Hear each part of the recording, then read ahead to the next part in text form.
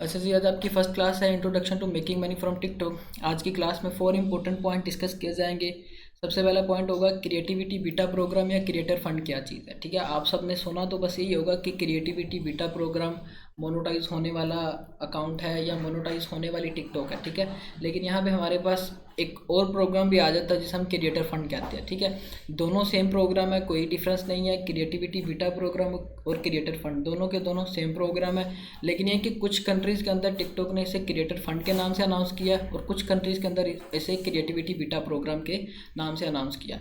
अब यहाँ पे फ्रांस है, फ्रांस के अंदर इसे क्रिएटर फंड कहते हैं। बाकी जो अदर कंट्रीज़ हैं, यूएसए या यूके या इटली या स्पेन है, इसमें क्रिएटिविटी बीटा प्रोग्राम के नाम से इन्होंने अनाउंस किया। दोनों प्रोग्राम सेम ही है, क्योंकि आगे जाकर जब आप अकाउंट्स क्रिएट करोगे तो कुछ के अकाउंट्स के ऊपर क्रिएटर फंड शो होगा, कुछ के अकाउंट्स के ऊपर क्रिएटिविटी बीटा प्रोग्राम शो होगा।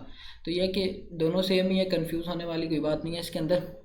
इसके बाद यहाँ पे हमारे पास दूसरी चीज़ें आ जाती है कि एलिजिबल कंट्रीज़ कौन सी है टिकटॉक की मोनेटाइजेशन के लिए। इस चीज़ का भी पता होना चाहिए, क्योंकि अभी बस ये है कि लोगों को बस ये पता है कि यूएसए का अकाउंट क्रिएट किया हो तो वो क्रिएटिविटी बीटा प्रोग्राम वाला या क्रिएटर फंड वाला होता है, वो मोनेटाइज टिकटॉक वाला अकाउंट है। लेकिन नहीं, यहाँ पे हमारे पास डिफरेंट कंट्रीज़ है, यूएसए है, यूके है, फ्रांस है, जर्मनी, इटली और स्पेन है। ठीक है, इन कंट्रीज़ के अंदर मोनेटाइजेशन फ़िलहाल टिकटॉक ने अनाउंस की हुई है। फ्रांस के अंदर अभी इसके सिर्फ 10,000 क्रिएटर्स हैं, मतलब कि कंपटीशन भी इतना ज़्यादा नहीं है, कंपटीशन भी कम है।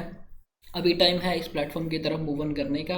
फेसबुक का तो ये सिस्टम अभी फ़िलहाल हो गया है कि काफ़ी ज़्यादा कंपटीशन है। रील्स, एड्स ऑन रील्स पे जो काम कर रहे हैं, कोई भी क्रिएटर निकालो उसके 5-5, 6-6 पेजेस निकलते हैं, तो कंपटीशन काफ़ी ज़्यादा होगा। यहाँ पे कोई कंपटीशन नहीं होगा।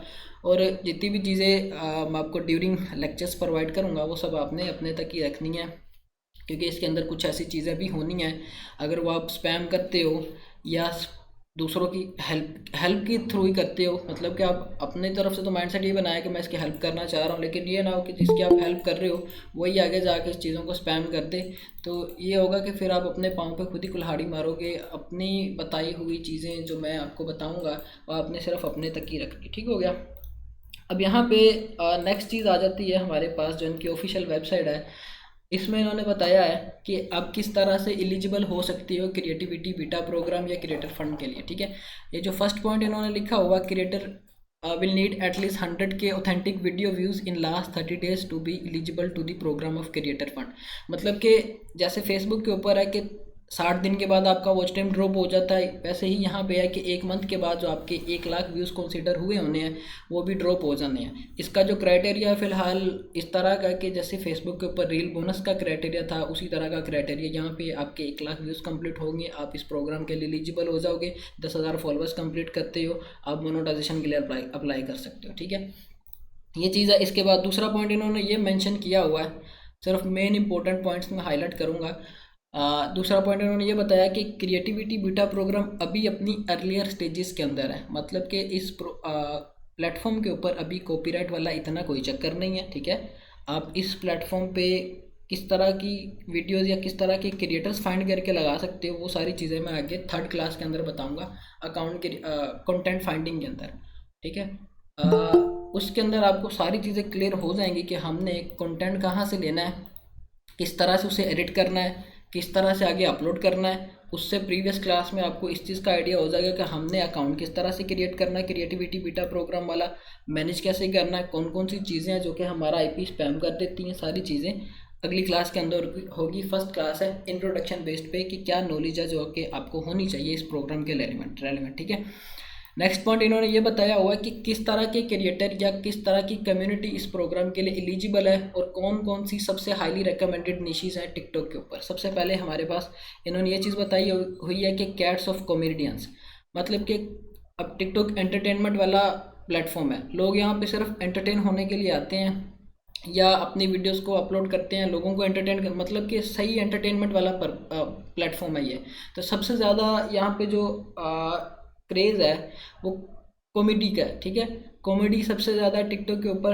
अब आपने भी क्रिएटर इसी तरह के निकालने हैं जो कि कॉमेडी को ही प्रमोट करते हो या कि कॉमेडी वाला कंटेंट बनाते हो। अब जब 2016 के अंदर सितंबर में फर्स्ट टाइम टिकटॉक लॉन्च हुई थी, तो ये दोयान के नाम से लॉन्च हुई थी, जो कि चाइना की अभी टिकटॉक है। ठीक है, फिर आगे जाके इन्होंने इस चीज़ को चेंज कर दिया। चाइना और जापान के लोगों के लिए इन्होंने दोयान एप्लीकेशन को सेपरेट कर दिया है, और अदर एशियंस और प्रीमियम कंट्रीज़ वाले जैसे यूएसए यूके वाले हैं, इनके लिए इन्होंने टिकटॉक के नाम से अनाउंस कर दी। अभी फ़िलहाल दोयान के ऊपर कोई इस तरह का प्रोग्राम नहीं है, सिर्फ अभी इन्होंने टिकटॉक के लिए इस तरह का प्रोग्राम अनाउंस किया है, क्योंकि टिकटॉक के ऊपर पॉपुलेशन ज़्यादा है। अब कोई भी प्लेटफॉर्म है, जब उस पर अच्छी खासी ऑडियंस हो जाती है तो वो अपनी मोनेटाइजेशन अनाउंस करवा देती है, या कोई इस तरह का वे ले आती है कि लोग मज़ीद हमारे प्लेटफॉर्म की तरफ आए या इंटरेक्ट हो हमारे प्लेटफॉर्म की तरफ, ठीक है। इसी वजह से इन्होंने भी मोनेटाइजेशन अनाउंस करवाई है कि अगर हमारे प्लेटफॉर्म के ऊपर अब सबसे ज़्यादा ऑडियंस है तो हम इस ऑडियंस को मज़ीद किस तरह से अपने प्लेटफॉर्म पर इंगेज रख सकते हैं। उसके लिए इन्होंने ये क्रिएटिविटी बीटा प्रोग्राम या क्रिएटर फंड का प्रोग्राम अनाउंस किया, जो कि अगले 3 साल के लिए चलेगा, ठीक है। ये प्रोग्राम सिर्फ अगले 3 साल के लिए चलेगा फिलहाल के लिए, जो इन्होंने अपनी ऑफिशियल वेबसाइट पे बताया हुआ। आगे का पता नहीं, हो सकता है कि ये मज़ीद इसकी ड्यूरेशन को इंक्रीज़ कर दें, ठीक है। इसके बाद दूसरा नंबर पर हमारे पास आ जाता है कि रेनोवेटर ऑफ बॉडी बिल्डर्स, मतलब कि दूसरी टाइप की जो कैटेगरी है जो सबसे ज़्यादा टिकटॉक के ऊपर देखी जाती है, वो या तो फिटनेस की कैटेगरी है, चाहे उसमें फीमेल्स का कंटेंट हो या मेल्स का कंटेंट हो, या दूसरी है कि बॉडी बिल्डिंग का कंटेंट हो, ठीक है। ये सबसे ज़्यादा हाइप क्रिएट करने वाला टिकटॉक के ऊपर अभी कंटेंट है दूसरे नंबर पे, ठीक है। उससे पहले कॉमेडी है, क्योंकि सबसे ज़्यादा लोग एंटरटेन होने के लिए इस प्लेटफॉर्म पे आते हैं। फिर इसके बाद सिंगर्स हैं, फिर आर्टिस्ट है, फिर डांसर, फिर म्यूजिशियन और फिर एजुकेशंस है। ये 4-5 ऐसी निशीज़ हैं जो कि सबसे ज़्यादा टिकटॉक के ऊपर वायरल है, और आपने भी इन्हीं को ही टारगेट करना होगा आगे जाकर, जो मैं आपको 3rd क्लास के अंदर बताऊँगा, ठीक हो गया। अब यहाँ पे इन्होंने ये बताया कि why do we called it creator fund, कि हम इसे क्रिएटर फंड क्यों कहते हैं। मतलब कि क्रिएटर फंड का मतलब ये कि क्रिएटर्स को हम अब फंड देंगे, पहले कोई फंड नहीं था। बिल्कुल ये है कि आपके जितने मर्जी व्यूज़ आ जाएं, जो मर्जी आ जाए, या तो सिर्फ आपकी अर्निंग होती थी कोइन बेस्ड पे, जो कि पाकिस्तान के अंदर भी काफ़ी पिछले दिनों चली थी।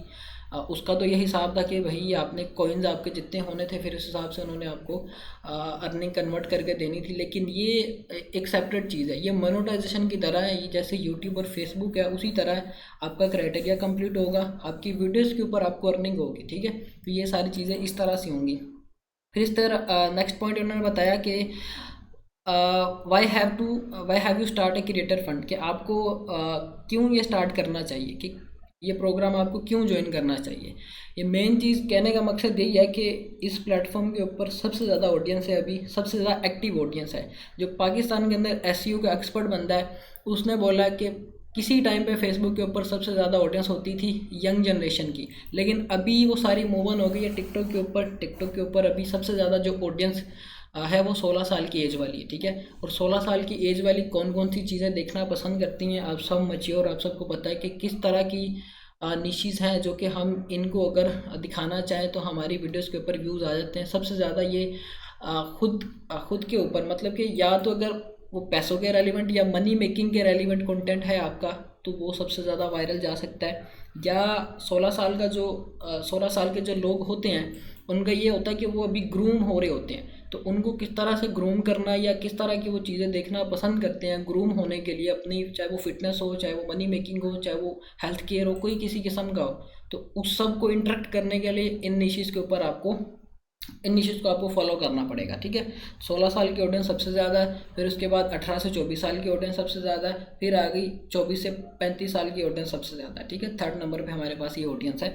तो इन चीज़ों को आपने अट्रैक्ट करना, ये नहीं कि आप ऐसे कंटेंट्स निकालो जो कि आपको अच्छे लगते हैं, आपने इस चीज़ को भी चेक करना है कि आपकी ऑडियंस को किस तरह की चीज़ पसंद है, ठीक है। अब आज की क्लास के बाद आप सब ने करना ये है कि आप सब ने टिकटॉक यूज़ करनी है, वो मैं बताऊंगा कौन सी टिकटॉक यूज़ करनी है और क्या क्या चीज़ें आपने उसमें नोट डाउन करनी है, ठीक है। इसके बाद इन्होंने जो नेक्स्ट पॉइंट बताया है कि is there a fix number of creator who can take a part, मतलब कि यहाँ पे कोई फिक्स नंबर है कि मतलब कि 100-200 या 1 लाख व्यू क्रिएटर ही बस ज्वाइन कर सकते हैं। इन्होंने बताया कि नहीं, यहाँ पे किसी किस्म की कोई लिमिट नहीं है, हर तरह का क्रिएटर यहाँ पे आ सकता है, सिर्फ 2 क्रिएटर्स को छोड़ के, ठीक है। और उसकी तरफ आपने जाना भी नहीं है। सबसे पहले अगर आप एडल्टिज़म की तरफ जाते हो, अगर आप एडल्ट कंटेंट टिकटॉक के ऊपर लगाने की कोशिश करते हो, एक तो ये वैसे भी इस्लाम में हराम चीज़ है। दूसरा ये कि टिकटॉक भी आपको इसके ऊपर कम्युनिटी गाइडलाइन देगा, पहला कंटेंट ये। दूसरा कंटेंट है कि अगर आप गन्स के रेलिवेंट कंटेंट लगा रहे हो, मतलब कि आप असले की नुमाइश कर रहे हो, फिर भी आपको ये वार्निंग्स देंगे आपकी उस वीडियो के ऊपर जिस पे ये डिटेक्ट करेंगे कि हाँ आपने इस तरह से इसके ऊपर गन्स की वीडियो लगाई हुई है, कम्युनिटी गाइडलाइन आपको आई है, या तो आप इसको रिमूव कर लें या प्राइवेट कर लें। अगर आप रिमूव नहीं करते तो वो आपकी पहली वार्निंग कंसीडर हो जाएगी। 3 वार्निंग्स के बाद आपका या तो अकाउंट सस्पेंड हो जाता है या आपका अकाउंट डिलीट हो जाता है, ठीक है। इस चीज़ को आपने ध्यान में रखना है। फिर इसके बाद नेक्स्ट पॉइंट आ जाता है कि इन्होंने जो अगले 3 साल के लिए बजट रखा हुआ है वो कितना है। इन्होंने 231 मिलियन यूरोज़ रखे हुए हैं अगले 3 साल के लिए। 231 मिलियन यूरोज़ एक अच्छी खासी अमाउंट है जो कि अगले 3 साल के लिए इन्होंने रखी हुई है। और यहाँ पे अगर यूएसए के ऑडियंस को टारगेट करते हैं आप, तो समझ लें कि 1 मिलियन व्यूज़ के ऊपर आपके $1000 की अर्निंग होनी है, क्योंकि 1000 व्यूज़ के ऊपर $1 मिल रहा है अभी यहाँ पे, ठीक है। यूएसए के ऑडियंस को अगर आप टारगेट करते हो, उससे भी हाई सीपीएम की तरफ जाना है तो फिर आप नीदरलैंड के ऑडियंस को टारगेट करोगे, या फिर आप नॉर्वे के ऑडियंस को टारगेट करोगे, ठीक है, या फिर आप ऑस्ट्रेलिया के ऑडियंस को टारगेट करोगे। और ऑस्ट्रेलिया का किसी भी प्लेटफॉर्म के ऊपर सबसे हाई सीपीएम है, चाहे वो यूट्यूब है, फेसबुक है या टिकटॉक है। उसके बाद डेनमार्क का, फिर नॉर्वे या फिर यूनाइटेड स्टेट चौथे नंबर पे आता है हाईएस्ट सीपीएम में, ठीक है। 5वें नंबर पे हमारे पास सेमी प्रीमियम कंट्रीज आ जाती हैं, सिंगापुर, ठीक है। सिंगापुर का $15 फेसबुक के ऊपर सीपीएम है, 1000 व्यूज़ के ऊपर आरपीएम सीपीएम है, सॉरी। तो यह कि इस प्लेटफॉर्म के ऊपर भी अगर आपने ग्रूम करना है तो इन्हीं 5 कंट्रीज़ को आपने टारगेट करना है हाईएस्ट सीपीएम लेने के लिए। ये नहीं कि अगर आप पाकिस्तानी कंटेंट लगा रहे हो या पाकिस्तान का कोई वायरल क्रिएटर्स भी चाहे लगा रहे हो तो आपकी वो अर्निंग होनी नहीं जो आप एक्सपेक्ट कर रहे हो सकता है कि आपके 1 मिलियन व्यूज़ के ऊपर वो आपको $100 भी ना दे, ठीक है। आरपीएम पाकिस्तान का, इंडिया का, एशिया के जो इस तरह की जीडीपी के लिहाज से कंट्रीज़ है जिनका जीडीपी लो है, उनका आरपीएम भी काफ़ी ज़्यादा लो है। तो आपने सिर्फ ये 5 कंट्रीज़ ही टारगेट करनी है। सबसे पहले ऑस्ट्रेलिया, सबसे हाईएस्ट सीपीएम कंट्री, $20 है इसका फेसबुक के ऊपर, ठीक है। इसके ऊपर भी अच्छा खासा, लेकिन अभी इन्होंने मेंशन नहीं किया हुआ कितना है, ठीक है। ये सिर्फ आपकी वीडियोज़ के ऊपर ही है कि आपकी वीडियो किस तरह परफॉर्म कर रही है। फिर इसके बाद डेनमार्क या नॉर्वे या फिर यूनाइटेड स्टेट है, और फिर आपके पास सिंगापुर है। 5 कंट्रीज़ है हाईएस्ट सीपीएम वाली। अब एक तो ये होगा कि आरपीएम इस तरह से आपको मिलेगा कि अगर आपकी वीडियो यूएसए के अंदर देखी जा रही है तो आपका हाई आरपीएम होगा। अब दूसरी चीज़ ये भी मैटर करती है कि उस वीडियो को कितने सेकंड लोग देख रहे हैं। ये ना हो कि आपकी 1 मिनट की वीडियो है उसको लोग 3-4 सेकंड देख रहे हैं, तो वो चाहे आपका जितना मर्जी हाई आरपीएम हो, क्वालिफाइड व्यूज़ आपके बहुत कम कंसिडर होने हैं उसके अंदर, ठीक है। मैं यहाँ पे दिखाता हूँ आपको आरडीपी के अंदर कि ये चीज़ किस तरह से इम्प्लीमेंट करती है। आरपीएम आपका किस तरह से अर्निंग के ऊपर मैटर करता है, ठीक है। एक पाकिस्तानी कंटेंट है, पाकिस्तानी कंटेंट की अर्निंग और तरह की होगी अगर आप पाकिस्तानी ऑडियंस को टारगेट करते हो, और यूएसए की ऑडियंस है उसकी अर्निंग और तरह की होगी। ये नहीं कि आप बस यही कंसीडर कर रहे हो कि अगर पाकिस्तान के ऑडियंस पे भी काम किया जाए तो आरपीएम हमारा अच्छा ही मिलना है, पाकिस्तानी ऑडियंस पे आपको आरपीएम अच्छा नहीं मिलना, ठीक है। तो ये चीज़ आपने ध्यान में रखनी है, क्योंकि अभी यहाँ पे जो आरपीएम चल रहा है पाकिस्तानी ऑडियंस का वो सेंट्स के अंदर, सेंट्स से भी कम चल रहा है, 0.038, फिर आगे जाके 10 आता है। इस तरह से फिर आहिस्ता आहिस्ता इंक्रीज़ होता है। मेन चीज़ सिर्फ 2 चीज़ें मैटर करती हैं यहाँ पे। एक तो क्वालिफाइड व्यूज़ है जो कि है 1 मिनट की वीडियो यहाँ पे मोनेटाइज होती है, वो तो आपको लगानी ही लगानी है। अब उस 1 मिनट की वीडियो को मैक्सिमम लोग 40 से 50 सेकंड देख रहे हैं तो वो आपके क्वालिफाइड व्यूज़ कंसीडर होंगे, ठीक है। उसके बाद ये चीज़ भी देखी जाएगी कि ये व्यूज़ किस कंट्री से आ रहे हैं, ठीक है। अगर वो यूएसए से आ रहे हैं तो आरपीएम आपका इंक्रीज़ होगा, बूस्ट होगा, $1 तक जाएगा, $1.5 तक जाएगा। वही अगर आपके व्यू सारे पाकिस्तान इंडिया के आ रहे हैं तो आरपीएम भी आपका पाकिस्तान इंडिया वाला ही होना है, ठीक है। तो ये चीज़ आपने ध्यान में रखनी है। फॉर एग्जांपल ये एक अकाउंट है, इसके ऊपर मेरे ख्याल से जो ऑडियंस है वो यूएसए की है, क्योंकि 2 अकाउंट्स थे यहाँ पे जो कि सेम नाम के थे, एक यूएसए की ऑडियंस वाला था, एक पाकिस्तानी ऑडियंस वाला था। अब ये यूएसए की ऑडियंस वाला अकाउंट है, ठीक है। इसके ऊपर अभी 51 के फॉलोअर्स है, 4 मिलियन मतलब 40 लाख इसके ऊपर अभी लाइक्स आए हैं। अब एक और चीज़ मैं आपको दिखाता हूँ। अब यहाँ पे एक गलती है जो आपने नहीं करनी, जो कि सिर्फ मैंने ये चीज़ अपने स्टूडेंट्स को कन्वे करने के लिए की थी कि हाँ वाकई ही ये इस तरह से होता है कि नहीं होता। आईपी चेंज का सबसे बड़ा इशू है यहाँ पे। वो क्या है, अब यहाँ पे जो वीडियोस के ऊपर व्यूज़ आ रहे हैं वो कितने आ रहे हैं, मतलब यहाँ पे अभी 300 आए हैं, 500 आए हैं, 400, मतलब 1700, ये इतने इतने कम व्यूज़ आ रहे हैं। हालांकि इसके ऊपर जो फॉलोइंग है वो 51,000 है, सारी की सारी रिकमेंडेशन के ऊपर कोई बूस्टेड नहीं है, ठीक है। मतलब 1000-2000 व्यूज़ आ रहे हैं मोनेटाइज होने के बाद से, ठीक है। उससे पहले व्यूज़ अच्छे आ रहे थे, वो भी मैं आपको दिखाता हूँ कि इसके बाद गलती क्या हुई है जिस वजह से ये इशू फेस करना पड़ा, ठीक है।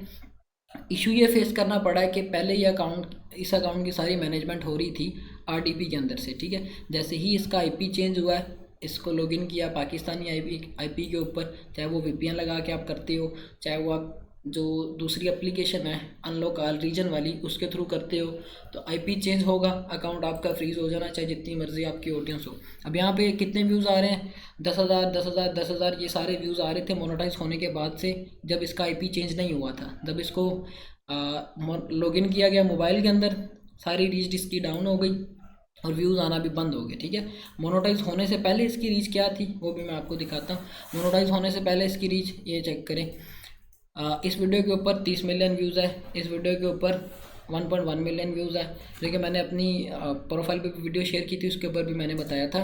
ये कि अगर आपके मोनेटाइज होने के बाद यूएसए के अंदर इतने व्यूज़ आते हैं, 30 मिलियन व्यूज़ आपके आते हैं, तो समझ ले 25 से 30 हज़ार डॉलर से आपके, जो कि सिंगल वीडियो आपको दे रही है, और ये मिलते भी हैं इस प्लेटफॉर्म के ऊपर, ठीक है। अब इस पे जो अर्निंग हो रही है वो किस तरह की हो रही है, या आरपीएम किस तरह का चल रहा है, वो सारी चीज़ें मैं आपको दिखाता हूँ, जो कि यूएसए बेस्ड पे सारी हो रही है। और आपने टारगेट भी बस यूएसए की ऑडियंस को करना है। ये सारी चीज़ें आप चेक करोगे, चैट जीपीटी के थ्रू चेक कर लो, या आप चेक कर लो विकीपीडिया के थ्रू, ठीक है। मैं चैट जीपीटी रेकमेंड करूँगा, उसके थ्रू आप इस जितनी मर्जी इन्फॉर्मेशन निकाल लो कि सबसे हाईली रिकमेंडेड सोशल थिंग्स कौन सी हैं यूएसए के अंदर, किस तरह की चीज़ें हैं, या किस तरह का क्रेज़ है अभी टिकटॉक के अंदर, या सबसे वायरल न्यूज़ कौन सी है टिकटॉक के अंदर, ठीक है। तो ये अभी इसका जो आरपीएम चल रहा है वो $1.14 चल रहा है, ठीक है। और इसकी जो अर्निंग हुई है ऑलमोस्ट $1,000 के करीब है। उतने हज़ार इसके व्यूज़ नहीं है, मतलब कि जितनी फिर इसकी अर्निंग हुई है, 1,000 व्यू से कम पे इसको $1 मिल रहा था इस अकाउंट के ऊपर। मतलब कि 1,000 व्यू पे $1 नहीं मिल रहा था, इससे कम ही व्यूज़ के ऊपर $1 की अर्निंग हो रही थी। तो अब यहाँ पे एक और चीज़ समझने वाली ये है कि अब ये यहाँ पे $900 की अर्निंग हुई है, ठीक है। अगर मैं व्यू बैलेंस पे क्लिक करता हूँ तो मुझे यहाँ पे बताएंगे कि आपका जो बैलेंस है अभी वो $112 थे, शायद $112 है, ठीक है। अब ये $112 क्यों बैलेंस के अंदर काउंट किए हुए हैं इन्होंने, ठीक है। इनका जो पे आउट अपडेट होता है वो हर पहली तारीख को अपडेट होता है, फर्स्ट डेट को इनका पे आउट अपडेट होता है। मतलब कि पहली तारीख तक आपकी जितनी भी अर्निंग प्रीवियस डेज में हुई होगी वो सारी अपडेट होके आपके बैलेंस में आ जाएगी, और ये अर्निंग आगे आपको 15 तारीख को मिलेगी, ठीक है। अब ये $112 मुझे इस 15 तारीख को मिलने हैं, और आगे जो मेरी $900 की अर्निंग हुई है वो मुझे मिलनी है अगले मंथ की फर्स्ट तारीख को, जब ये सारी अर्निंग बैलेंस में काउंट हो जाएगी। फिर अगले मंथ की 15 तारीख को मुझे जो दूसरी अर्निंग है $900 की वो मिलेगी। आप सबका भी यही सारा होगा। तो ये है कि पेपल भी अब किसी भी कंट्री का लगा सकते हो, कोई इशू नहीं है। जिनके पास पेपल नहीं है वो इस तरह से करे कि जिनके रेलिवेंट्स गए हुए हैं आउट ऑफ कंट्रीज, आप उनको बोलो कि हमें आप पेपल बना के उनकी लॉगिन दे दें। लॉगिन में आपने क्या लेना, उनसे जीमेल लेनी और उसका पासवर्ड ले लेना, ठीक है। और कोई किसी किस्म की चीज़ रिक्वायर्ड नहीं है, ना ही आपने बूस्टेड वे से क्राइटेरिया कंप्लीट करना है। पहले था कि जब ये प्रोग्राम स्टार्ट किया था तो बूस्टेड वे से भी क्राइटेरिया कंप्लीट करने से अच्छे व्यूज़ आ जाते थे, लेकिन ये कि एल्गोरिदम अपडेट किया इन्होंने, जैसे कि इन्होंने वेबसाइट पर बताया कि हम डेली बेसिस पे स्लोली अपने एल्गोरिदम पे काम कर रहे हैं, इसको बेहतर कर रहे हैं। एक ना एक दिन जाके यहाँ पे भी कॉपीराइट ख़त्म होना, लेकिन अभी यहाँ पे स्टार्ट है जैसे फेसबुक पे स्टार्ट था, ठीक है। तो आप यहाँ से बहुत बड़ी अपॉर्चुनिटी है, अर्निंग कर सकते हो, ठीक है। तो यह है कि सिर्फ आपके पास पेपल हो, आरडीपी है आपके पास तो वेल एंड गुड है। आरडीपी भी आपने एमुलेटर वाली लेनी, जिनके पास नहीं है उन्होंने क्या करना है कि या तो कोई पेड वीपीएन ले लें। पेड वीपीएन लेने के बाद जैसे नोड वीपीएन है, इसके अंदर होगा नोड वीपीएन, आप ले लो पेड। उसके बाद आप अपने कंप्यूटर के अंदर एलडी प्लेयर इंस्टॉल कर लो। एलडी प्लेयर ब्लू स्टैक से भी लाइट सॉफ्टवेयर है, ठीक है। ये एसेसरीज आपने कंप्लीट करनी है सेकंड क्लास से पहले, क्योंकि अगर ये एसेसरीज कंप्लीट नहीं होंगी सेकंड क्लास आपकी हो भी जाएगी तो आपको समझ नहीं आएगी कि क्या किया और किस तरह से हमने करना, ठीक है। एलडी प्लेयर आपके पीसी में हो या फिर आपके पास आरडीपी हो एमुलेटर वाली, दोनों में से कोई एक चीज़ होनी चाहिए। अगर अपने पीसी में करना है तो आपके पास साथ एक नोड वीपीएन भी होना चाहिए, और वहीं पे रह के अपनी सारी अपनी एक्टिविटी करनी है।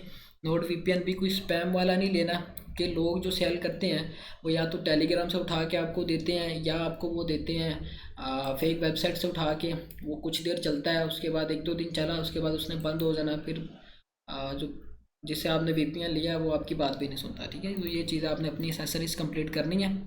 इसके बाद हमारे पास जो नेक्स्ट पॉइंट आ जाता है जो कि क्राइटेरिया है, who is eligible for creativity beta programme.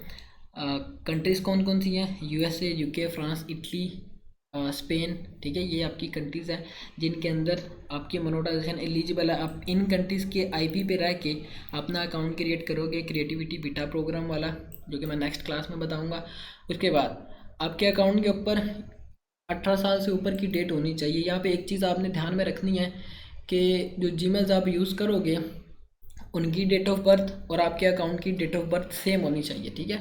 इसके बाद नेक्स्ट पॉइंट आपके पास आ जाता है कि आपके अकाउंट के ऊपर 10,000 फॉलोअर्स कंप्लीट होने चाहिए, 1 लाख व्यूज़ कंप्लीट होने चाहिए, जो कि लास्ट 30 डेज़ में आपने कंप्लीट करने होंगे। आपकी ये क्राइटेरिया कंप्लीट होगा, मतलब आपके 30 दिन के अंदर 1 लाख व्यूज़ कंप्लीट हो गए, फिर आप मोनेटाइजेशन के लिए अप्लाई कर सकते हो। अप्रूवल रेशियो भी सबसे हाई है, मतलब 80 to 90% चांस है कि आपका अकाउंट अप्रूव होगा, रिजेक्ट नहीं होगा। अगर रिजेक्ट होता भी है तो नेक्स्ट टाइम आपका अकाउंट अप्रूव हो जाएगा, ठीक है। इसमें किसी किस्म का नहीं कि अगर एक दफ़ा से रिजेक्ट हुआ तो फिर वो अप्रूव नहीं जल्दी होता। अप्रूवल रेशो भी काफ़ी हाई है यहाँ पे। अब यहाँ पे 1 लाख व्यूज़ वाली जो गेम है ना, इसको आपने थोड़ा सा समझना है। 30 दिन के अंदर आपके व्यूज़ कंप्लीट हुए हैं, आपने मोनेटाइजेशन के लिए अप्लाई किया है, आपका अकाउंट अप्रूव हो गया है, फिर ये चीज़ आपके अकाउंट के ऊपर इम्प्लीमेंट नहीं करेगी। फिर चाहे आपके 100-200 व्यूज़ भी आए, कोई इशू नहीं है मोनेटाइज होने के बाद, जैसे फेसबुक के पेजेस हैं, ठीक है। अगर यही क्राइटेरिया आपका 30 दिन के अंदर कंप्लीट होता है, मतलब कि आपके चाहे 90,000 व्यूज़ भी हैं, 30 दिन हो गए हैं, पहली से आपको फिर से ज़ीरो से स्टार्ट करना पड़ेगा, ठीक है।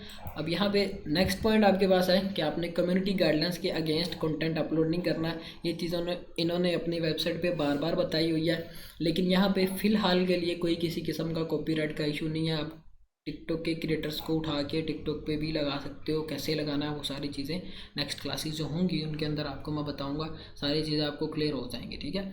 ये पॉइंट्स थे। इसके बाद मैं फिर से रिवाइज करवा देता हूँ। सबसे पहले आप एलिजिबल किस तरह से हो सकते हो, आपके 1 लाख व्यूज़ कंप्लीट होने चाहिए प्रीवियस 30 डेज़ के अंदर। अगर प्रीवियस 30 डेज़ में 1 लाख व्यूज़ कंप्लीट नहीं होते तो वो आपका क्राइटेरिया फिर से ज़ीरो से मल्टीप्लाई कर देना, ज़ीरो से आपको स्टार्ट करना पड़ेगा। और यहाँ पे नेक्स्ट पॉइंट जो इंपॉर्टेंट है, कम्युनिटी गाइडलाइंस के अगेंस्ट इन्होंने बोला हुआ है कि आपने कंटेंट अपलोड नहीं करना है, लेकिन ये अभी अपनी अर्लियर स्टेजेस में है। कम्युनिटी गाइडलाइन को अगर आप इस तरह से फॉलो करो कि आप अपनी वीडियोस को एडिट करना है, वो कैसे करना है, नेक्स्ट क्लासेस आपकी इनके ऊपर होंगी। बाकी ये ओवरव्यू की क्लास है, सारी चीज़ें आपने इसके अंदर समझनी है। अब कंटेंट जो फाइंड करना, आपने कंटेंट को आपने ध्यान में रखना है कि जो निशेस मैंने बताई हैं आपको, कैट्स ऑफ कॉमेडियन या कॉमेडी के रेलिवेंट कंटेंट है, चाहे वो फैमिली वाला कॉमेडी कंटेंट है या स्टेज शो वाला कॉमेडी कंटेंट है। ये नहीं कि पाकिस्तान के स्टेज शो, गोरों के जो स्टेज शो वो उनकी बात कर रहा हूँ मैं, ठीक है। इसके बाद रेनोवेशन ऑफ बॉडी बिल्डिंग या फिटनेस के रेलिवेंट, ये दूसरी बड़ी निश है फिर टिकटॉक के ऊपर। इसको अगर आप टारगेट करते हो तो आपके अच्छे खासे व्यूज़ भी आएंगे, कंटेंट भी वायरल होगा। और ये जो बॉडी बिल्डिंग की वीडियोज़ है इनको आप मर्ज करके 1 मिनट की भी बना सकते हो। ये नहीं कि अगर कॉमेडी वाली कोई वीडियो है तो वो आपको अगर एक रील मिलती है 30 सेकंड की तो उससे अब आप नहीं बना सकते, क्योंकि उसने जो 30 सेकंड में बात की है वो आप जितना मर्जी मल्टीप्लाई करना चाहो वो 30 सेकंड की जो उसने बात की है वो 30 सेकंड तक ही रहनी है, ठीक है। अब जब बॉडी बिल्डिंग की बात आ जाती है तो यहाँ पे आप इस वीडियो को मर्ज कर सकते हो। मतलब कि अगर एक बॉडी बिल्डर परफॉर्म कर रहा है स्टेज के ऊपर, आप उसके साथ दूसरा क्लिप भी अटैच करके 1 मिनट की प्रॉपर वीडियो बना सकते हो, उनका कंपैरिजन करवा सकते हो या उनको वर्सेस करवा सकते हो कि हाँ इसका और इसका कंपैरिजन आप बताओ कि हाँ कौन अच्छा है, ठीक है। तो ये है कि ऑडियंस में हाइप क्रिएट करने वाला ये कंटेंट है, अच्छी हाइप क्रिएट करता है। अब जो मैंने आपको पहले अकाउंट दिखाया वो कॉमेडी वाला कंटेंट था सारा, उसके ऊपर उसका क्या सारा है, मतलब उसके ऊपर जो वर्किंग हुई है वो अभी 30 दिन नहीं हुए उस पर वर्किंग हुए, और इसकी रीच इतनी अच्छी हो गई है सारी। जो इस पर वर्किंग हुई थी पहले वो आरडीपी के थ्रू हुई थी गूगल क्रोम से। आपने भी आरडीपी के थ्रू गूगल क्रोम से ही करना है, सिर्फ आपने एमुलेटर के थ्रू क्रिएटिविटी बीटा प्रोग्राम वाला अकाउंट क्रिएट करना है, क्योंकि ये प्रोग्राम इन्होंने रखा ही सिर्फ एंड्रॉयड यूज़र्स के लिए है, ठीक है। अगर आप इस तरह से करते हो कि आप गूगल क्रोम के अंदर ही अपनी टिकटॉक की आईडी बनाते हो तो वो आपकी क्रिएटिविटी बीटा प्रोग्राम वाली आईडी नहीं बनेगी, आपको इसके लिए एमुलेटर यूज़ करना पड़ेगा, एंड्रॉयड बेस्ड कोई चीज़ यूज़ करनी पड़ेगी, चाहे वो आप RDP में कर लो, चाहे वो आप मैं जो एप्लीकेशन दूंगा उसके थ्रू कर लेना, कोई इशू नहीं आएगा, ठीक है। अब यहाँ पे मैं इसकी अगर अपडेट करता हूँ इसको लास्ट 60 डेज़ में, जो कि अभी इसको हुए नहीं है, तो इस पर 33 मिलियन टोटल व्यूज़ आए हैं। प्रोफाइल पे कितने लोगों ने विज़िट किया है? 2,14,000 लोग इस प्रोफाइल पे क्लिक करके विज़िट किया लोगों ने कि प्रोफाइल किस तरह की है, किस तरह का क्रिएटर है, ठीक है। फिर इसके बाद 4.1 मिलियन इसके ऊपर लाइक्स हैं, ठीक है। ये मेन डैशबोर्ड आपका होता है। इसके बाद इसमें नेक्स्ट चीज़ आपके पास होती है कि कंटेंट आपका प्रीवियस डेज में सबसे ज़्यादा वायरल कौन सा क्या है। अब ये एक वीडियो है, ऑलमोस्ट मिलियन व्यूज़ के ऊपर गई है। फिर इसके बाद ये 5 लाख व्यूज़ के ऊपर है। फिर आहिस्ता आहिस्ता ये डाउनफॉल की तरफ जो वीडियोस आपकी आती हैं वो आपको बताते हैं कि हाँ प्रीवियस 7 डेज़ के अंदर आपकी ये वो सारी वीडियोस थी जो सबसे ज़्यादा वायरल गई हैं, ठीक है। फिर इसके बाद फॉलोअर्स की बारी आ जाती है। अब फॉलोअर में चीज़ें देखने वाली हैं। सबसे पहले तो ये कि यहाँ पे आपको ये बताएंगे कि आपके अकाउंट के ऊपर फॉलोअर्स कितने हैं। अभी 50,000 फॉलोअर्स है, जो कि ये ग्राफ के थ्रू बता रही हैं, जो वेव्स ये मूव कर रही हैं, ये आपके फॉलोअर्स को मेंशन कर रही है कि इस तरह से आपके अकाउंट के ऊपर फॉलोअर्स आ रहे हैं, ठीक है। अब दूसरी चीज़ है कि जेंडर कौन सा है। जेंडर है मेल और फीमेल है, ऑलमोस्ट सेम ही है। लेकिन यहाँ पे देखने वाली चीज़ ये है कि आपके अकाउंट के ऊपर मोस्टली ऑडियंस किस टाइम एक्टिव है, और उसी टाइम आपने अपनी सबसे अच्छी वीडियो क्वालिटी वीडियो अपलोड करनी होती है। ये जो एल्गोरिदम है ये सारा इन्होंने USA बेस्ड पे ही बनाया हुआ है कि आप इस चीज़ को डिटेक्ट करते हुए अपनी ऑडियंस को टारगेट कर सकते हो कि आपकी ऑडियंस किस टाइम सबसे ज़्यादा एक्टिव होती है, आप उसी टाइम अपनी वीडियोस को अपलोड करो ताकि आपको रीच अच्छी मिले, ठीक है। यहाँ पे अगर बात की जाए सबसे पहले 12 AM की, तो सबसे कम ऑडियंस 7,000 फॉलोअर्स एक्टिव थे। फिर आहिस्ता आहिस्ता यहाँ से इंक्रीज़ होते गए हैं, यहाँ पे आके इंक्रीज़ होना शुरू हुए सुबह 6 AM को, ठीक है। 6 AM को ऑडियंस इंक्रीज शुरू होना शुरू हुई है, और ये गई है आगे 2 PM तक, क्योंकि मोस्टली इस तरह से है कि 12 बजे के बाद रीच काफ़ी अच्छी आती है। वो कोई भी प्लेटफॉर्म है, चाहे वो फेसबुक है, टिकटॉक है या यूट्यूब है, 12 बजे के बाद, 12 बजे का मतलब पाकिस्तान के 12 बजे के बाद नहीं, USA के 12 बजे के बाद, ये चीज़ आपने वेबसाइट से चेक करनी है कि डिफरेंट स्टेट्स के अंदर अभी टाइम क्या चल रहा है, ठीक है। USA की मेरे ख्याल से 50 के 51 स्टेट्स हैं, तो इनमें टाइम डिफरेंस भी काफ़ी ज़्यादा है। ये ना हो कि आप अपनी तरफ से तो USA का टाइम ही फॉलो कर रहे हो, लेकिन ये कि आप उस स्टेट को टारगेट कर रहे हो जिसकी ऑडियंस कम है। कैलिफोर्निया सबसे बड़ी स्टेट है, अब कैलिफोर्निया में सबसे ज़्यादा ऑडियंस है इनकी एक्टिव है, फेसबुक के ऊपर भी और टिकटॉक के ऊपर भी। आपने कैलिफोर्निया की ऑडियंस को टारगेट करना है, अपने गूगल के ऊपर भी जो सर्च करना है वो भी आपने कैलिफोर्निया का टाइम लिख के सर्च करना है। कैलिफोर्निया के टाइम जोन के ऊपर आपने अपनी वीडियोस को अपलोड करना है। वो किस तरह से अपलोड करना होगा, आपने पाकिस्तान के मुताबिक शाम 6 बजे को कैलिफोर्निया का टाइम मैयर करते हुए हर 3 घंटे के गैप के बाद अपनी वीडियोस अपलोड करनी है अकाउंट के ऊपर। रात के टाइम ये सारी वीडियोस अपलोड करनी, शेड्यूल नहीं करनी। शेड्यूल वाला यहाँ पे भी नहीं रीच देता, ठीक है, फेसबुक के ऊपर भी नहीं देता और यहाँ पे भी आपको रीच नहीं आती। 3 घंटे के गैप के बाद आपने अपने अकाउंट के ऊपर वीडियो अपलोड करनी होती। फॉर एग्जाम्पल अगर आपने 6 बजे की या फिर 9 बजे या फिर 12 बजे, फिर आपने इसके बाद 3 बजे, ये 4 वीडियोज़ आपने डेली बेसिस पे अपलोड करनी है। और यहाँ पे दूसरी चीज़ है कि आपने हैशटैग्स कौन से यूज़ करने हैं, क्योंकि लोग यहाँ पे बड़ा कंफ्यूज होते हैं। कोई भी प्लेटफॉर्म है वो हैशटैग के बिहाफ पे ही आपकी वीडियो को वायरल करता है, चाहे वो फेसबुक है, यूट्यूब है, चाहे टिकटॉक है, जो कि मैंने पहले बताया। अब हैशटैग लोग क्या करते हैं, हैशटैग वायरल लगा देंगे, हैशटैग वायरल वीडियो लगा देंगे। इस तरह के हैशटैग पे ऑलरेडी काफ़ी ज़्यादा वीडियोस बनी हुई हैं, काफ़ी ज़्यादा इसके ऊपर बिलियंस में व्यूज़ है, टिकटॉक ने खुद जो बताया हुआ है। तो आप इन हैशटैग को यूज़ नहीं करोगे, आप हैशटैग वो यूज़ करोगे जो अभी ग्रूम हो रहे हैं, ये जो ट्रेंड में चल रहे हैं। ट्रेंड में कौन से हैशटैग चल रहे होते हैं, जो कि अभी मिलियन तक पहुँचे होते हैं, मतलब कि जिनके ऊपर अभी मिलियन व्यूज़ आए होते हैं, वो अभी ग्रूम हो रहे होते हैं। उस तरह के आप हैशटैग यूज़ करोगे, जो कि अगली क्लासेस में आपको बताऊँगा। मैं सिर्फ ये बेसिक इन्फॉर्मेशन थी जो कि आपने नोट डाउन कर लेनी है, ताकि मुझे बार बार समझाना ना पड़े, क्योंकि प्रीवियस जो बैच 6 हुआ है उसमें उन्होंने ये गलती की थी। मैंने बताया भी था उनको कि चीज़ें आपने नोट डाउन करनी है, उन्होंने नोट डाउन नहीं की। जब आगे जाके उनकी टीम्स बनी है काम करने के लिए, 4 टीम्स बनी थी, 20 स्टूडेंट्स थे, 5-5 स्टूडेंट्स की टीम बनी थी। तो उनको ये नहीं था पता कि हमने शुरू कहाँ से करना और ख़त्म कहाँ से करना, फिर से मुझे उनको दोबारा से समझाना पड़ा, ठीक है। तो इसी वजह से ये बैच भी लेट शुरू किया था। दूसरा ये कि क्लासेस के रेलिवेंट मैं चीज़ें क्लियर कर दूं। अब जब आपकी क्लासेस ख़त्म होनी है, आप 40 स्टूडेंट्स हो, 10-10 स्टूडेंट्स के 4 ग्रुप बनेंगे, 8 ग्रुप नहीं बनने, 5-5 स्टूडेंट्स के 10-10 स्टूडेंट्स के 4 ग्रुप बनेंगे। वो मैं चेक करूँगा कि सबसे ज़्यादा एक्टिव स्टूडेंट्स कौन से हैं ग्रुप के अंदर, ठीक है। जो एक्टिव स्टूडेंट्स होंगे उन्हीं को मैंने आगे टीम्स में ऐड करना है। उनकी वर्किंग किस तरह से होनी है, निशेष मैं उन्हें खुद बताऊंगा जो उन्होंने फाइंड आउट करनी होगी। आप में से कोई एक लीड रोल करेगा आपकी कम्युनिटी के अंदर। अपनी सारी कम्युनिटी को आप देखोगे कि हाँ क्या प्रोग्रेस चल रही है, किस तरह से काम कर रहे हैं, मतलब कि आप 10 लोग एक दूसरे के साथ कंबाइन होकर काम करोगे। ये नहीं कि अगर आप फॉर एग्जांपल एक बंदा अकेला काम करता है उसके और 10 बंदे मिलके काम करते हैं और उसके काम करने में बड़ा डिफरेंस होता है। हो सकता है कि जो अकेला बंदा काम कर रहा है वो सिर्फ अपनी सोचता कि वो घूमता रहे, उसको वो चीज़ें नहीं समझ आए, कि हो सकता है कि उसके जो साथ वाला मेंबर है उसको पता हो, ठीक है। तो ये है कि जब आप 10 मेंबर मिल के काम करोगे तो इस तरह से होगा कि जो चीज़ आपको नहीं आती हो सकता है कि उसका सोल्यूशन आपके टीममेट को आए, ठीक है। और जो लीड रोल करेगा आपको, जो लीड करेगा आपकी सारी टीम की जो अपडेट्स लेगा वो आगे मुझे कन्वे करेगा। जितने भी डेली बेसिस पे क्वेश्चंस होंगे वो मुझे एक नोटपैड पे लिख के शेयर किया करेगा, उनका आंसर मैं आगे उसे किया करूँगा और वही आगे फिर आपको बताया करेगा, ठीक है।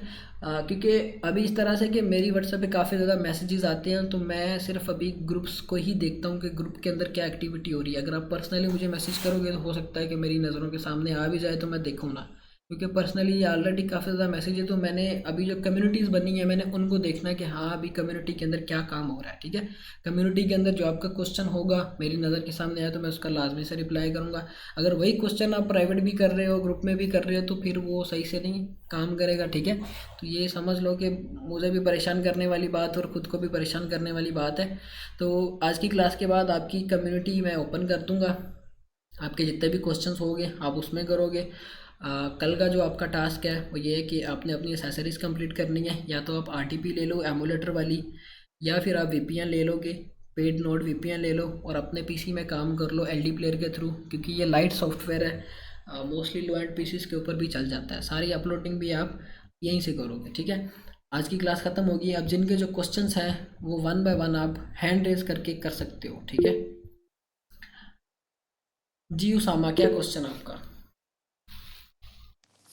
अस्सलाम वालेकुम मोहसिन, थैंक यू यार, बहुत अच्छी क्लास थी। मुझे ये बताएं कि आपने एलडी प्लेयर और नॉट वीपीएन का तो बता दिया, मुझे ये बताएं कि आरडीपी एमुलेटर वाली कहाँ से परचेज की जा सकती है, रीजनेबल कोई रिसोर्स या वेबसाइट?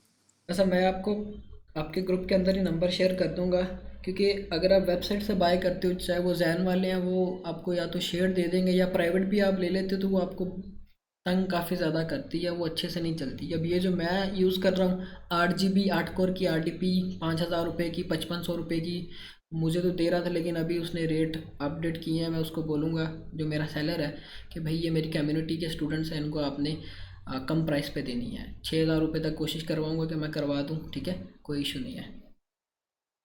मैं आपके ग्रुप में नंबर शेयर कर दूँगा इसका। एक चीज़ और मुझे बता दें। हम्म। फॉर श्योर लास्ट थिंग ये थी, गूगल वगैरह की आरटीपीज भी होती हैं, वो भी चल सकती हैं या जो रिसोर्स आप दे रहे हैं वो बेहतर है? अच्छा मैं बताता हूँ। अब यहाँ पे 3 तरह की आरडीपीज है जो मोस्टली यूज़ होती हैं। माइक्रोसॉफ्ट अजूर की, फिर इसके बाद दूसरी है गूगल क्लाउड की, तीसरी है अमेज़ोन की। अब ये जो गूगल क्लाउड की और अमेज़ोन की आरडीपी है इसके अंदर आपका एमुलेटर नहीं चलता। सिर्फ अमेज़ोन की आरडीपी आपको क्वेश्चन समझ मैं बता आ गया रहा मेरा? हूँ मैं बता रहा हूँ मैं बता रहा हूँ मैं बता रहा हूँ। सिर्फ आपकी आरडीपी चलती है माइक्रोसॉफ्ट अजूर की, मतलब कि एमुलेटर वाली आरडीपी सिर्फ आपकी माइक्रोसॉफ्ट अजूर की चलती है। अब अगर आप बाय करना चाह रहे हैं वेबसाइट से तो आप बाय करोगे माइक्रोसॉफ्ट अजूर की ही आपने आरडीपी यूज़ करनी है, और किसी किस्म की ना तो गूगल क्लाउड की यूज़ करनी है ना ही आपने अमेज़ोन वालों की AWS की आरडीपी यूज़ करनी है। इनका कोई फ़ायदा नहीं होगा, इनके अंदर एमुलेटर नहीं चलता। सिर्फ माइक्रोसॉफ्ट अजूर की आरडीपी के अंदर आपका एमुलेटर सही से वर्क करता है। परफेक्ट, थैंक यू, बहुत शुक्रिया। ओके हो गया, ओके हो गया। जी नासिर, क्या क्वेश्चन आपका? हसन नासिर, बांग्लादेश आई थिंक सो।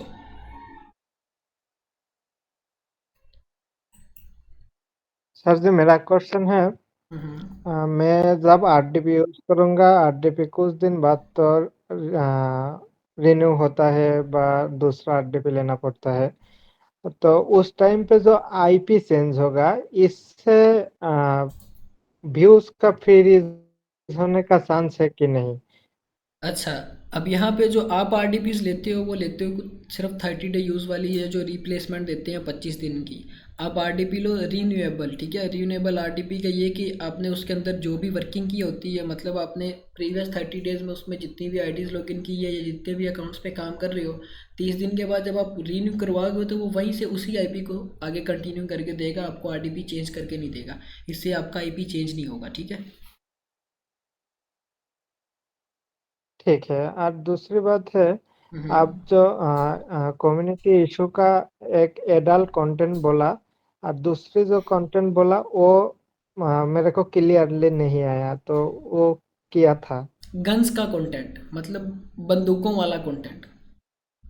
अच्छा, ठीक हो गया।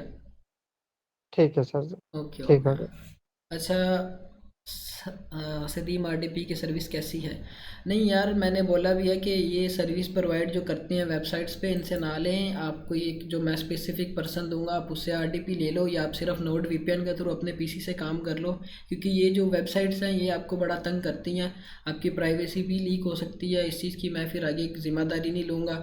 आप आरडीपी ले भी लेते हो, उसमें एमुलेटर सही से ना चले, एमुलेटर अगर चल भी जाए तो उसमें आपकी टिकटॉक सही से ना चले, तो फिर आपके लिए समझ लो कि आपके पैसे ज़ाया होने हैं। तो यही है कि जो चीज़ मैं रेकमेंड कर रहा हूँ सिर्फ आप उसी चीज़ को आगे फर्दर जो है ना उसी गाइडेंस पे आप अमल करो, ठीक है। अब यहाँ पे जी वहीद भाई, क्या क्वेश्चन आपका? अस्सलाम वालेकुम। वालेकुम अस्सलाम। हेलो, मेरी आवाज़ आ रही है? वालेकुम अस्सलाम, आ रही आवाज़ आ रही है आपकी। एक मिनट में लैपटॉप से हूँ। थोड़ी आवाज़ स्लो आ रही है। जी अभी आ रही है? आ रही है आपकी आवाज़ आ रही है। अच्छा, फिलहाल आप किसी और का आंसर वो उठा, मेरा तो इश्यू है चलो आवाज़ का। मैं किसी और से जी। इबाद, आप बताए क्या क्वेश्चन आपका? मलिक इबाद। मौसम भाई के इसके व्यूज कैसे पूरे होंगे? एक 1 मिलियन और फॉलोअर 10 के, और एक जो अकाउंट मार्केट में मिल रहे हैं वो कैसे मिलते हैं, जो 200-300 मिल रहा होता है? अच्छा, ये गुड क्वेश्चन किया आपने कि हमने 1 मिलियन नहीं है, 1 लाख व्यूज़ है, वो कैसे कंप्लीट करने हो, 10,000 फॉलोअर्स कैसे कंप्लीट करने हैं। अब ये सारी चीज़ें आपने रिकमेंडेशन पे कंप्लीट करने, 1 मंथ आप प्रॉपरली देते हो इस चीज़ को, वो किस तरह से करना है, आपका जो रोड मैप होगा वो किस तरह का होगा, वो मैं एक दफ़ा से सबको क्लियर कर दूँ। अब सब एक अकाउंट पे काम नहीं करोगे, आप मल्टीपल अकाउंट्स पे काम करोगे। अगर किसी की टाइम लिमिटेशंस इतनी नहीं है, मतलब कि उसके पास फ्री टाइम ज़्यादा होता है, तो वो आप 10 अकाउंट्स पे काम करोगे। अगर किसी की टाइम लिमिटेशन ज़्यादा है, उसके पास टाइम कम है, तो फिर आप 5 अकाउंट्स के ऊपर काम करोगे। मल्टीपल अकाउंट्स पे काम करने का फ़ायदा ये होगा आपको कि आपके अगर एक अकाउंट पे किसी किस्म का इशू आता भी है तो आपके पास पीछे 4 और अकाउंट्स है, कोई एक वायरल भी हो जाए तो उसने वो पीछे जो 4 अकाउंट रह जाने उन सबकी कसर भी निकाल देनी है। इस वजह से आपने मल्टीपल अकाउंट्स पे काम करना है। अब दूसरी चीज़ है कि क्राइटेरिया कैसे कंप्लीट होगा, वो सारा रिकमेंडेशन पे कंप्लीट करना है, ना तो बूस्टेड वे से कंप्लीट करवाना है। 1 मंथ के अंदर हो जाता है अगर आप टिक के इस चीज़ को समझो तो, ठीक है। काफ़ी ज़्यादा स्टूडेंट्स ने 15-15 दिन के अंदर अर्निंग की है। मैंने अपनी प्रोफाइल पे सारे स्टेटस भी शेयर किए हैं उनके कि उन्होंने 15-15 दिन के अंदर सीखा भी है और अर्निंग भी स्टार्ट की है।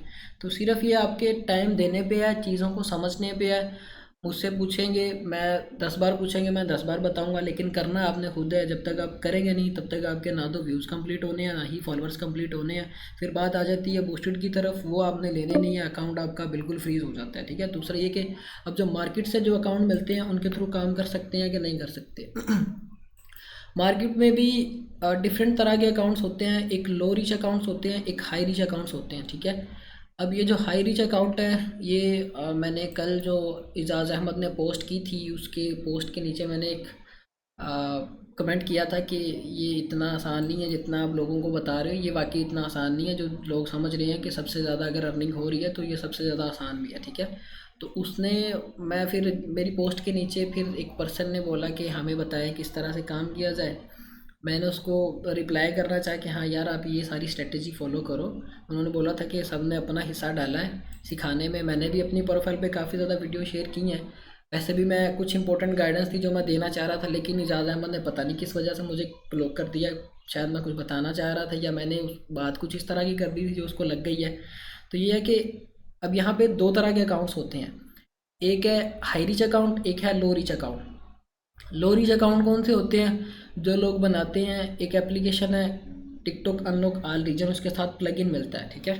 मैं कोशिश करता हूँ अगर मेरे मोबाइल से आपको दिखाऊं तो, एक सेकंड में दिखाता हूँ सर आपको, उससे आपको आइडिया हो जाएगा कि हमने काम कैसे करना है। अब ये जो एप्लीकेशन है, इससे आपको काफ़ी अच्छा रिस्पांस आता था, लेकिन अब नहीं ये एप्लीकेशन रिस्पांस देती, क्योंकि टिकटॉक के एल्गोरिदम ने इस चीज़ को भी डिटेक्ट किया है कि भाई ये जो चीज़ आप कर रहे हो उसमें किसी किस्म की आप या तो प्रॉक्सी यूज़ कर रहे हो, उसके साथ जो प्लगइन है वो प्रॉक्सी की तरह काम करता है।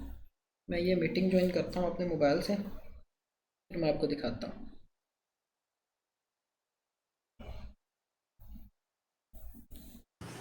मेरे पास वो एप्लीकेशन पड़ी हुई है। अच्छा जी, अब ये है कि एक सेकंड ज़रा, ये आपके पास है प्लगइन, ठीक है। अब इसके अंदर क्या होता है, आपके पास डिफरेंट कंट्रीज़ आ जाती हैं, आप किसी भी कंट्री को यहाँ पे सेलेक्ट करोगे, आपको एक्यूरेट उसी कंट्री का वो कंटेंट दिखाएंगे, ठीक है। और उसके बाद आपने नीचे एक चीज़ को ध्यान में रखना है कि आपने फोर्स रीजन मोड को ऑन करना होता है कि उसी रीजन का आपको वो फोर्स करके कंटेंट दिखाए।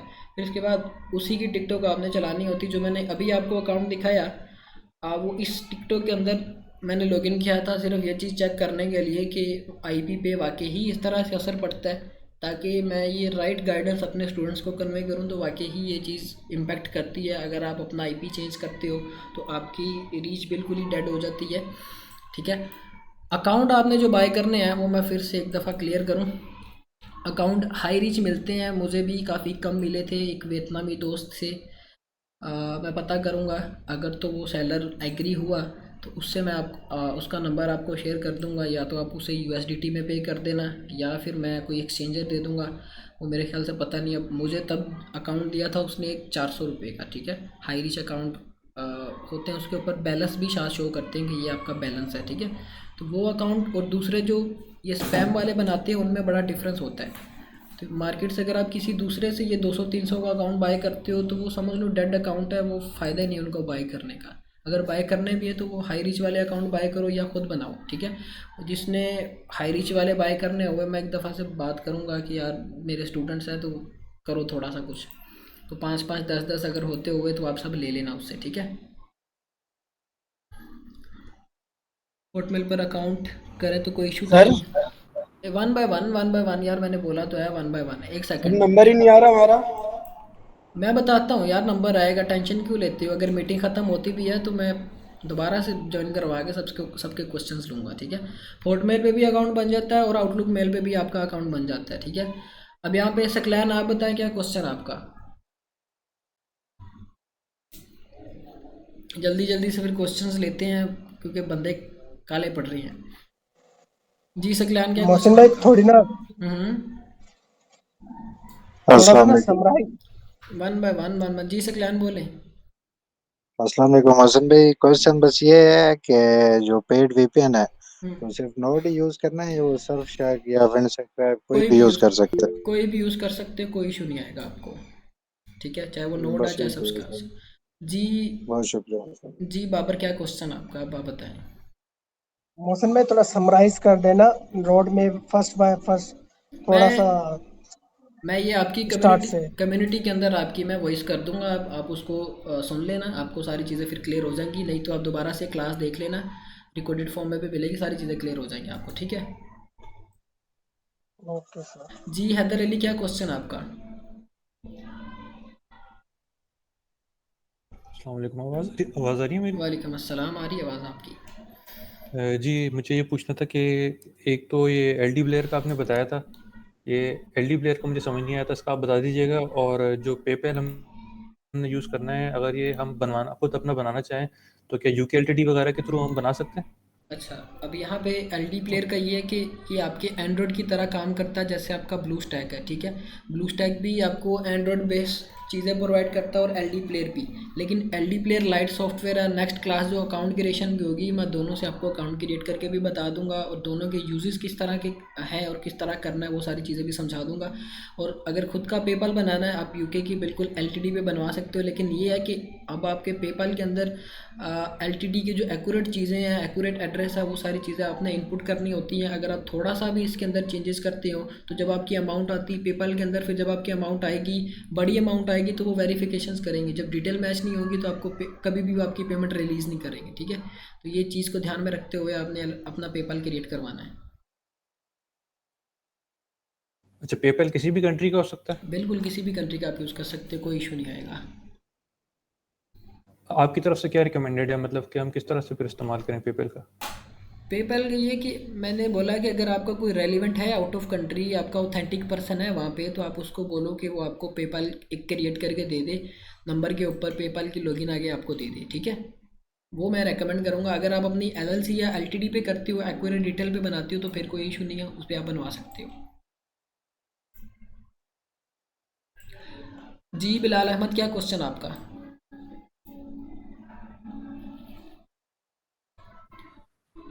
ये पूछना चाह रहा था कि अगर हम किसी से मोनेटाइज अकाउंट बाय करते हैं तो वो तो सारी बात है कि आईपी चेंज होगी, तो क्या वो इफेक्ट पड़ेगा? हमें बाय करना चाहिए या अपना खुद को क्लिक करना चाहिए? आप कौन सा रिकमेंड करेंगे? नहीं, जो होते हैं हाई रिच अकाउंट जो मैंने अभी बताए हैं, उनका कोई इशू नहीं आता आईपी चेंज होने से भी।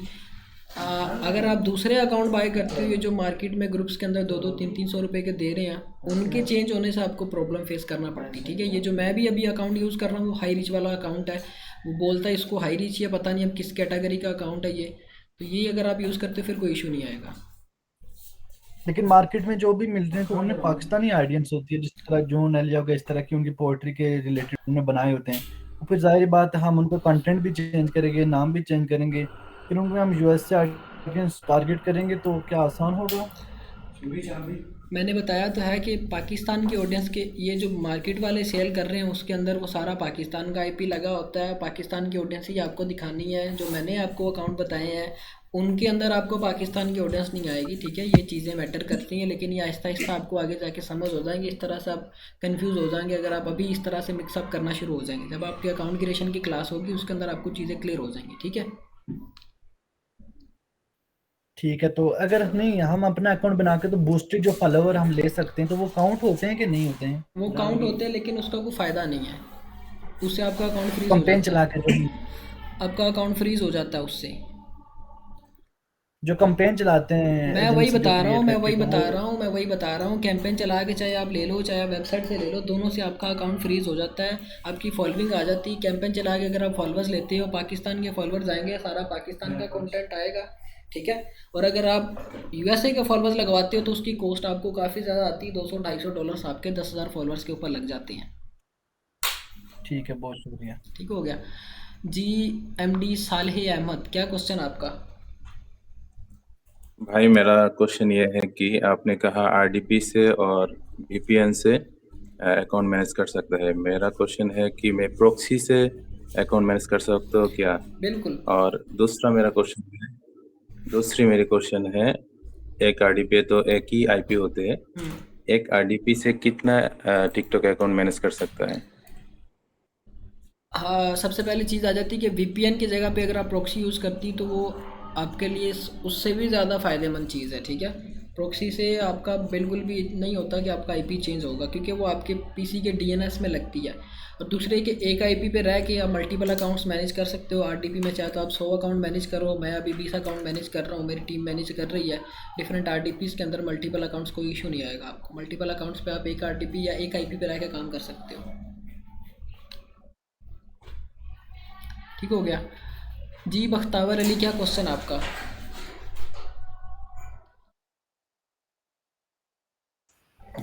जी अस्सलाम वालेकुम भाई, आवाज़ आ रही है मेरी? वालेकुम अस्सलाम, आ रही है आवाज़ आपकी। अच्छा प्यारे भाई, मेरा एक तो ये क्वेश्चन था जो रिसेंटली इस भाई ने कर दिया है कि एक आरडीपी के ऊपर हम मल्टीपल अकाउंट्स यूज़ कर सकते हैं, उसमें रीच वगैरह का अकाउंट इशू तो नहीं आएगा? बिल्कुल कोई इशू नहीं आएगा। तो सेकंड जी सेकंड मेरे पास ये क्वेश्चन है कि यार मेरे पास तकरीबन ओरिजिनल कंटेंट की मेरी 1000 वीडियोस पड़ी हुई हैं जो कि हमने यूट्यूब और फेसबुक पे ऑलरेडी काम किया हुआ है जिन वीडियोस पे। अच्छा तो उनमें से कुछ वीडियोस मैंने अपने एक अकाउंट के ऊपर टिकटॉक पे भी लगाई थी, तो उसके ऊपर तकरीबन कोई 8 लाख फॉलोअर्स हैं और कोई टॉप वीडियो 58 मिलियन व्यूज पे है। अच्छा तो अभी बोले बोले वो मैंने चंद एक वीडियोस जो हैं वो लगाई थी और वो भी ऐसे टीम से लगवाई थी मैंने, प्रॉपर नहीं खुद नहीं किया था, और वो ऐसे ही मतलब हमारा एक फजूल सा अकाउंट था, मैंने वैसे ही लगाई और वो तो काफी अच्छा चल गया। तो मेरा बात करने का मकसद ये है कि क्या मैं उसी कंटेंट के ऊपर अपने मल्टीपल अकाउंट्स जो हैं वो क्रिएट करके तो जो मेरी फ्रेश वीडियोस पड़ी हैं वो यूज कर सकता हूँ? अच्छा ये ओरिजिनल कंटेंट मैं बता रहा हूँ अब फेसबुक टिकटॉक के ऊपर अभी ये है कि जिस तरह से मैं गाइड करूँगा वो सारा ओरिजिनल की तरह ही कंसिडर होगा। अगर आपका खुद का ओरिजिनल कंटेंट है वो फिर पाकिस्तान के ऑडियंस को टारगेट करने वाला होगा। अब देखिए ना, आपने मेहनत तो करनी है, तो मेहनत वहाँ पे भाई करिए। कंटेंट मैं बता जो रहा हूँ कंटेंट है वो सारा मशीनरी कंटेंट है। मशीनरी कंटेंट है, फिर बिल्कुल आप कर सकते हो।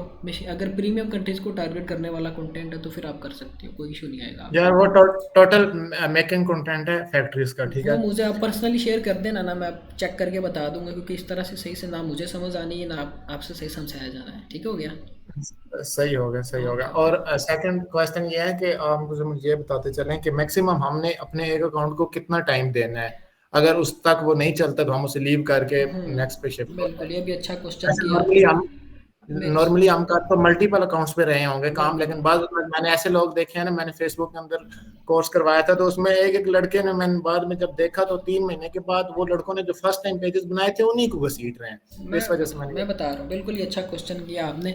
एक अकाउंट का आपने 10 दिन तक देखना है, अगर उसकी रीच अनलॉक नहीं होती तो आपने उस अकाउंट को डिलीट करके उसकी जगह पे नया अकाउंट लिया ना। जो मैंने अपनी फेसबुक पे वीडियो शेयर की थी उसके अंदर भी बताया था कि अगर आपका एक अकाउंट परफॉर्म नहीं कर रहा 10 दिन तक, आपने उसके ऊपर डेली बेसिस पे एक्यूरेट टाइम पे जो मैंने बताए हैं उस पर वीडियोस अपलोड करते हो, रीच नहीं मिलती, उसको डिलीट करके उसकी जगह पे अपना नया अकाउंट लेके आओगे। ठीक है? यहाँ पे रीच का समटाइम बड़ा इशू आता है।